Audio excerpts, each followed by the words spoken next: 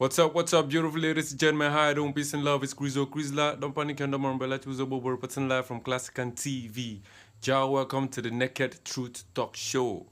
And today, what I want to talk about real quick is the true meaning of love. Efunanya in Igbo cosmology. Like I always say, Igbo is not just a language. Igbo is mathematics. Igbo is a mathematical language. Do you understand? Igbo has a lot of vocabularies. So most of the time, before you get to find out the true meaning of what you're saying in Igbo, you have to break the word down. Because some words have 2 or 3 different meanings. Unlike the English language that one word has 5 or 6 other different words that mean the same thing. Like maybe, probably. Do you understand? You understand what I'm saying? But in Igbo, one word has different meanings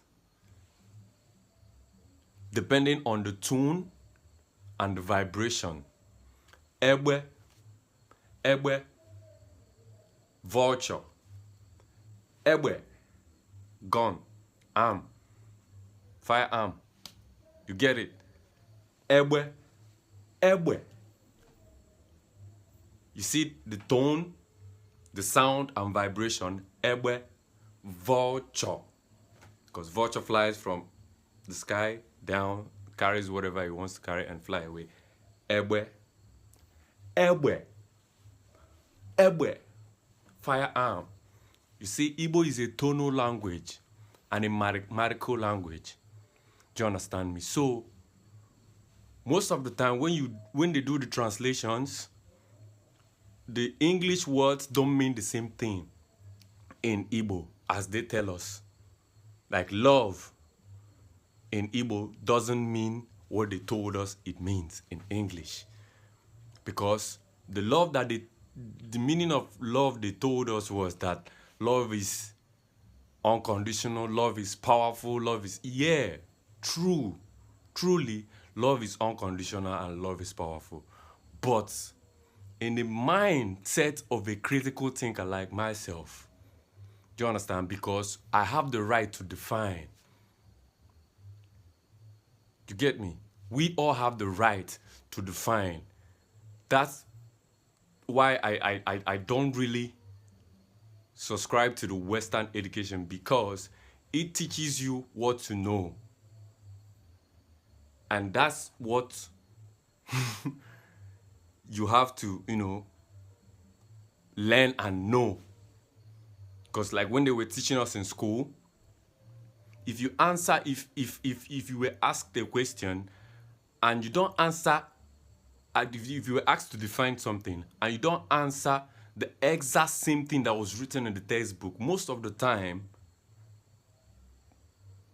you actually got it correct, because you are trying to define, someone like me, I will try to define it from my own understanding. If you ask me to define something, I'll try to define it from my own understanding and point of view. Do you understand me? But sometimes what the teachers do, if you try to, if you're a free thinker, like somebody that thinks outside of the box, if you don't define the exact same thing that was written in the textbook, the answer will be automatic. You get me? So this is what they want. This is like, education is about inspiring one's mind, not filling their heads with someone else's opinion of what this means or what that means or what this should be and what that should be. Do you understand me? Life is so opinionic. You understand? We all have the right to think outside of the box. If you judge a fish by its inability to climb a tree, it will live its whole life believing it's disabled. Don't judge a tree by its inability to fly. The tree was not created to fly. Do you get me? So when you think, when you have nature knowledge and understand how the universe functions, you vibrate very high. That's all I'm trying to say. You think outside of the box. You get me? Now, love in my language means ifunanya. And ifunanya doesn't really mean the love that they are teaching us. Like love, so powerful. For God so loved the world that he gave his only begotten son. For real? Are you serious right now? So God loved the world so much that he killed his own son. But y'all don't really understand what they are trying to tell you. You get me? God loves his son so much that he had to deceive the world that he killed his son, or that he was going to kill his son because of the world. Because God is all loving, all powerful.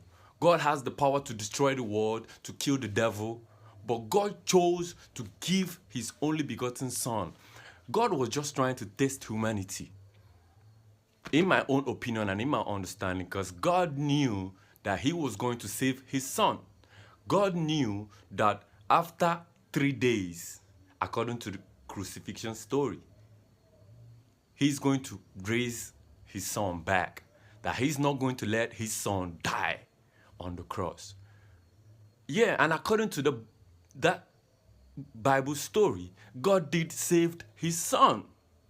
Like Thomas was the one that was labeled a doubter, doubting Thomas. Thomas said, you niggas telling me that our guy was crucified? I don't believe that. I don't believe that. I need to see. I need to see. Then, according to the story, Jesus came too. If you read the story, if you actually, somewhere in the book of Luke, if you actually read the story, you will understand what actually happened.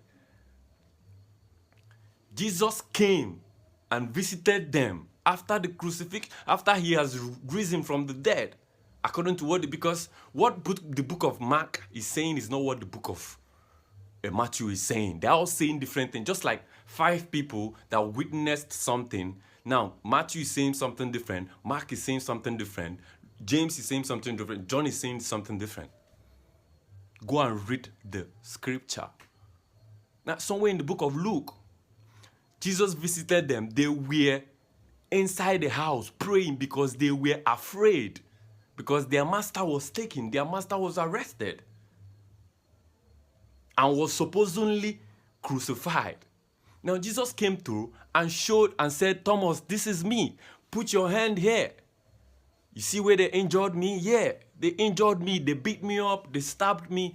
But I survived. This is me. I survived. Then Thomas saw that the master survived. That the master didn't actually die. Then Thomas believed, and they all prayed together and stayed together for the last time. Do you understand?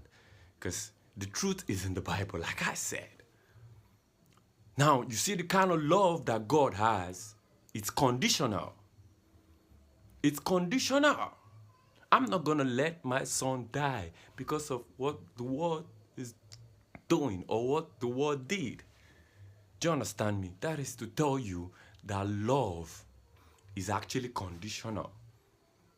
You love me, die, I love you, you die for me, I die for you. The kind of those Z-word kind of love, it doesn't exist. Even if you check our reality, like the reality we live in this part of the world, Africa and Nigeria, that kind of love don't exist. Do you understand? That's why love is give and take here in Nigeria or in Africa. Love is give and take here. Do you understand? Money for hand, back for, I don't blame some people. I know it's not good. I don't blame, some people. But then, that is to tell you, the human body has been monetized. And it was supposed to be free. Love is supposed to be free. You see that love doesn't really exist? That nobody loves a nobody. If you are a nobody, you have no money, you have no career, you have no talent, you have nothing to offer, nobody is going to love you. Nobody is going to love you. That is to tell you that what they told us that love means is not what love means. In Igbo, love means ifunanya. Ifunanya in English means seeing. Seeing and knowing, not believing, because belief is agreeing with unverified stuff. Ifunanya, afunanya, ekwe. If I see it with my two eyes, and I will agree.